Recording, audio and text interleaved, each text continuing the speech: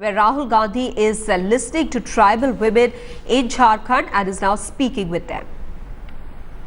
मगर जिस प्रकार से हिंदुस्तान में महिलाओं को, आदिवासी महिलाओं को शक्ति मिलनी चाहिए, वो नहीं मिल रही है। सही बात है, गलत बात है? यहां पे कोई सोचता है कि भाई महिलाओं को जितनी शक्ति मिलनी चाहिए उनको मिल रही है?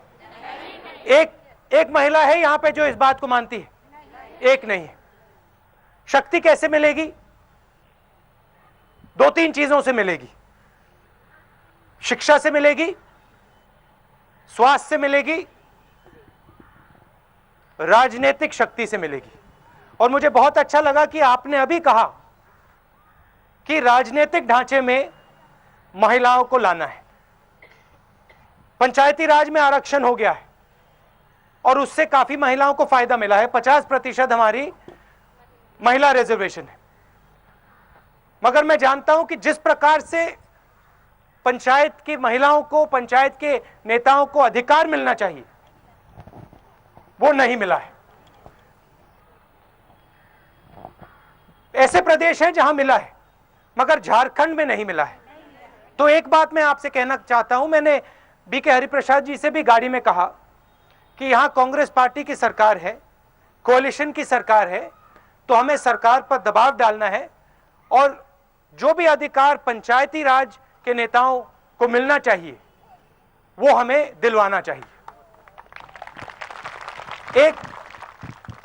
एक ये बात है। दूसरी बात संगठन की बात है। जो आपने एमपी एमएलए की बात की, मैं चाहता हूं कि आने वाले समय में कांग्रेस पार्टी का संगठन महिलाओं को जोरों से आगे बढ़ाए। और मैं चाहता हूं कि यहां इस कमरे में, इस मीटिंग में मुझे बहुत सारे चेहरे दिख रहे हैं जो आने वाले समय में नेता बन सकते हैं, एमपी बन सकते हैं, एमएलए बन सकते हैं। मैं यहां क्यों आया? एक ही कारण था कि मैं आपको बताना चाहता था कि मैं आपकी बात सुनना चाहता हूं और आपकी जो लड़ाई है, जो आपकी मुश्किलें हैं, वो लड़ाई मैं आपके लिए लड़ना चाहता हूं, आपके साथ और आपके लिए लड़ना चाहता हूं। अब आप कोई सुझाव देना चाहें? काफी महिलाएं हैं जो बोलना चाहती हैं मगर बोल नहीं पाई हैं, तो आप खुल के बोलिए।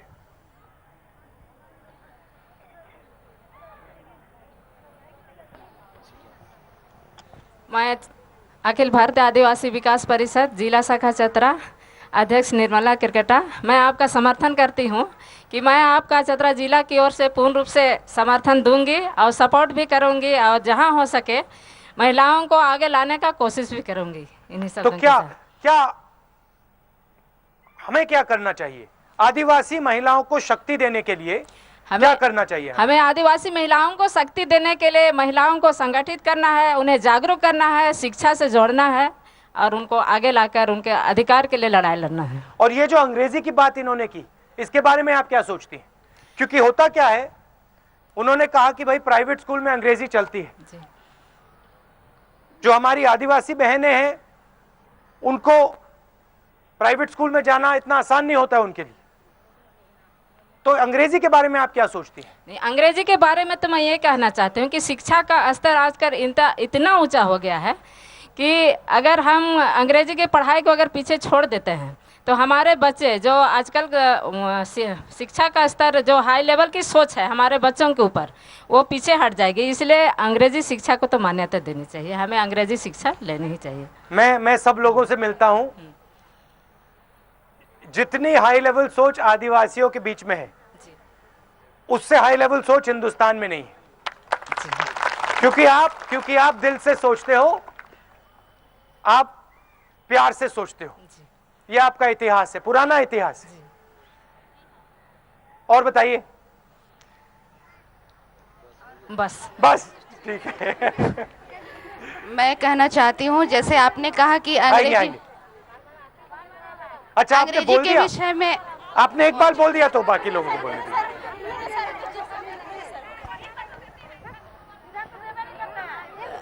आपको, आप मुझे बताइए, काफी चर्चा हुई, आदिवासी महिलाओं को पीछे कैसे रखा जाता है, दबाया कैसे जाता है, और उसके बारे में हम क्या कर सकते हैं, मुझे क्या करना चाहिए? आदिवासी महिलाओं को देखिए, आदिवासी महिला ग्रामीण स्तर से पढ़े लिखे रहते हैं, जहाँ तक जानी चाहिए वहाँ तक नहीं पहुँच पाते हैं, कहे कि गांव देहात में पैसा का कमी होती है, माता पिता लोग ऊंचा आगे स्तर लेने के लिए पैसा का कमी होती है, इसीलिए शिक्षा पर ध्यान होनी चाहिए। जैसे इंग्लिश का बात आई, उसमें एक्चुअली में गांव देहात के महिला लोग जो प्राइवेट स्कूल में गार्जियन लोग पढ़ाने के लिए चाहते हैं, उसमें पैसा का कमी हो जाता है, रोजगार गांव देहात में नहीं मिलती है। गांव देहात में अगर रोजगार सही रूप से हो तो वो मतलब प्राइवेट स्कूल में बच्चे लोगों को अच्छा शिक्षा मिला जाए, और उसमें खास करके रोजगार भी गांव देहात में तो कमी है, उसीलिए ये पढ़ाई मतलब कमी रहती है, उसीलिए खास करके आदिवासी महिला लोग ऊपर बढ़ने के लिए दिक्कत होती है। तो आपके लिए यूपीए की सरकार ने 3 काफी बड़े काम किए थे। एक तो पलायन को रोकने के लिए मनरेगा किया, आपने सुना होगा। दूसरा, अभी भोजन का अधिकार दिया है, और ट्राइबल बिल पास किया। तो यहां मनरेगा कैसा चलता है? चलता है? भैया माइक दीजिए जरा, अभी आता हूं, अभी इधर भी आना पड़ेगा, आऊंगा। मनरेगा में उसका राशि कम है, जो देनी चाहिए वो राशि, मजदूरी राशि कम है। रांची में एक दिन का मजदूरी राशि 200 रुपया है, वहाँ 132 रुपया की या 148 जो भी होगा, राशि कम नहीं है। और ये है कि सही टाइम में मजदूरी नहीं मिल पाता है, और जो भ्रष्टाचार है झारखंड में वो अभी तक ख़त्म नहीं हो पाया है। और उपाध्यक्ष महोदय से माननीय मैं कहना चाहती हूँ कि जो सही, अब जो भारी बारिश अभी हुई उसमें बहुत घर गिर गई, अभी तक उसको राशि नहीं मिला है पैसा। और जो लोहा लिखाता है, बहुत लोगों को जाति आवासीय बनवाने में बहुत कठिनाई होती है, तो उसको एसटी या किधर भी शामिल किया जाए वो लोग को, और पंचायतों को अधिकार दिया जाए कि गरीबों को हम लोग सही विकास और लाभ पहुंचा सके। इतनी ही आपसे मैं कहना चाहती हूँ। नहीं हुआ ये, अभी नहीं हुआ पूरा, अब इसके बाद फिर वहां जाना पड़ेगा। माननीय, अभी आते हैं। माननीय उपाध्यक्ष झारखंडी जोहार, मैं रातू प्रखंड की प्रमुख हूँ, और पंचायती राज व्यवस्था के बारे में कहना चाहती हूँ। पेशा एक्ट के तहत जैसे चुनाव हुआ, लेकिन ग्राम सभा जैसे जिस तरह से दिया गया है गजट में, उस तरह से उसका अनुपालन अभी तक नहीं हो रहा है। और सारा जो भी हम लोग ग्राम सभा के माध्यम से जो योजना पारित करके देते हैं, उस योजना को टेंडर कर दिया जाता है। वैसे में हमारा जो ग्रामीण क्षेत्र का जो लोग हैं, वैसे लोगों को काम नहीं मिलता है, ना ही अधिकार मिल पा रहा है। जो बाहर से जो आ रहे हैं, जो पूंजीपति वर्ग के लोग हैं, वैसे लोग को काम मिलता है, और जो स्थानीय लोग हैं उसको उस अधिकार से वंचित रखा जा रहा है। इसमें सुधार किया जाए। जैसे 5 लाख तक का जो योजना ग्राम पंचायत से होना था, तो ग्राम पंचायत से दिया जाए। 10 लाख का जो योजना पंचायत समिति से होना है, तो पंचायत समिति से किया जाए। 25 लाख तक का योजना जिला परिषद से होना है, तो जिला परिषद से होना चाहिए। ऐसे में क्षेत्र में विकास होगा। सभी लोग ग्राम सभा से, तभी भी कोई दीदी बोल चुकी है कि ग्राम सभा से उब चुके हैं, एक्चुअली में सही में वैसा हम लोग को भी वैसा प्रतीत होता है कि ग्राम सभा ही नहीं करना चाहिए। योजना हम लोग पारित करके या जमीन चिन्हित करके भेजते हैं, उससे क्या फायदा है। और एक है जो कि पेशा एक्ट के तहत CNT एक्ट जो लागू है, तो जमीन आज कंपनसेशन के द्वारा आदिवासी का जमीन गैर आदिवासी के हाथों में चला जा रहा है, और पिला खिला करके उसको बहला फुसला करके आदिवासी का जमीन छीना जा रहा है। तो CNT एक्ट को सख्ती से लागू किया जाए। और इतना क्या कमेंट, ठीक है। हेलो, आदरणीय हमारे कांग्रेस पार्टी के उपाध्यक्ष राहुल गांधी जी, आपने आदिवासी महिलाओं को झारखंड में जो बुलाने का काम किया है, इसके लिए आपको सारी महिलाएं जो बाहर में लाखों की संख्या में खड़ी है, सबका ओर से आपको झारखंडी जोहार। धन्यवाद। राहुल जी, आप छोटे भाई की तरह हैं। सोचने की बात है कि आदिवासी महिला को हम कैसे आगे लाएंगे। यहाँ जितने महिला हैं, आगे आई हुई महिला है, पीछे वाली महिला बहुत कम है, सब बाहर में खड़ी है। हम आंगनबाड़ी सेविका हैं, 90%, 64,000 सेविका सहायिका इस झारखंड में है। 90,000 सेविका आदिवासी, 90% सेविका आदिवासी है। लेकिन ये राज्य की सरकार, ये जो योजना है केंद्र सरकार की है।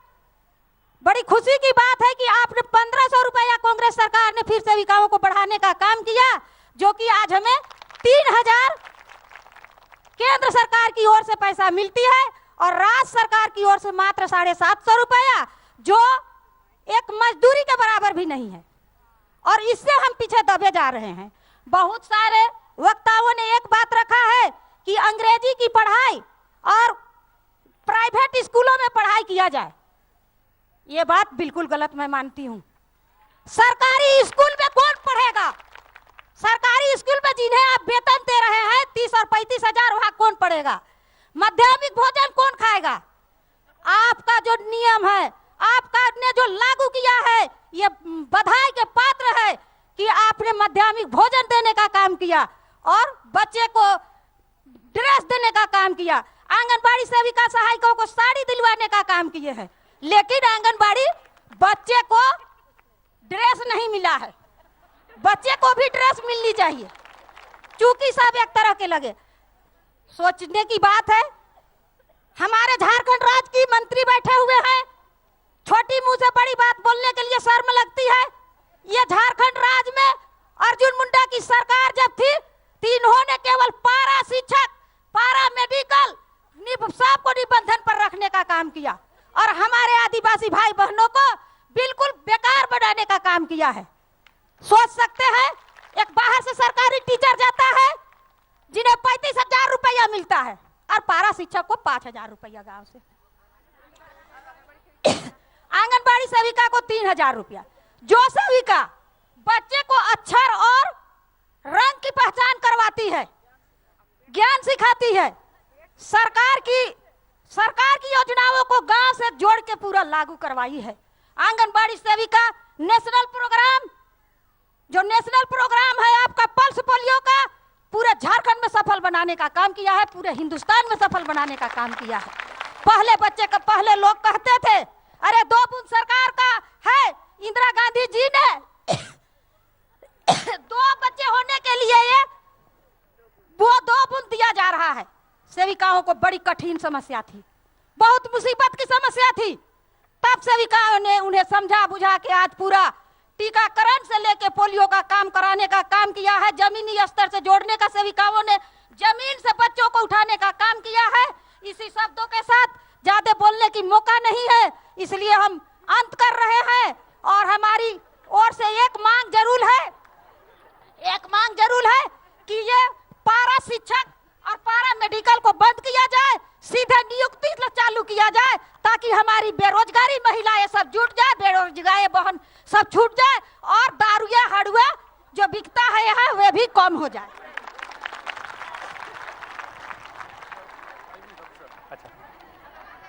अच्छा, जो पार्लियामेंट में जो महिला आरक्षण बिल है, उसके बारे में आप क्या सोचती हैं? उससे आपको फायदा होगा? हाँ, होगा। ये बोलना चाहती है भैया, आखिरी बोलना चाहती हैं। हमारे इस झारखंड के पवन भूमि पर हमारे राहुल भैया जी हमारे सामने खड़े हैं। इस महिला के सामने बहुत बहुत हार्दिक अभिनंदन करती हूँ। मैं रातू प्रखंड के पंचायत समिति सदस्य बाजपुर की हूँ। मेरा नाम सुमित्रा उरांव जी। मैं ये कहना चाहती चल रहा है कि हम लोग का जो आदिवासी आरक्षण महिलाओं का है, इसको आगे बढ़ाया जाए। हम अभी पंचायती समिति सदस्य हैं, लेकिन ये हमारे एरिया में बोला जाता है कि आप अगले बार हार जाएगी। क्यों हारे हम? क्यों हारे हम जब हमारे में टैलेंट ही है? आप उनको कहो कि मैं अगली बार एमएलए बनूंगी। हाँ, ये इसलिए ये आरक्षण है वो नीचे नहीं रहना चाहिए, आदिवासी का आरक्षण। हाँ। ये पहले मेरा शर्त है भैया, आप ये समझिए, ये पूरी महिला, ये पूरे हमारे झारखंड की आवाज है कि ये चीज नहीं होना चाहिए, महिला आरक्षण रहना चाहिए और रहेगा ही। अच्छा, आप राजनीति में क्यों आई? सर, राजनीति में हम बेरोजगार थे। हाँ। हमको कई बार सर्विस भी पारा टीचर में हुआ, पुलिस में हो गया था। मेरा पति जो है हमको जाने नहीं दिए। क्यों नहीं जाने दिए? बेरोजगार है। क्यों नहीं जाने दिए? अब ये तो जेल समझे कि जेल में क्या था, हम नहीं कर पाएंगे।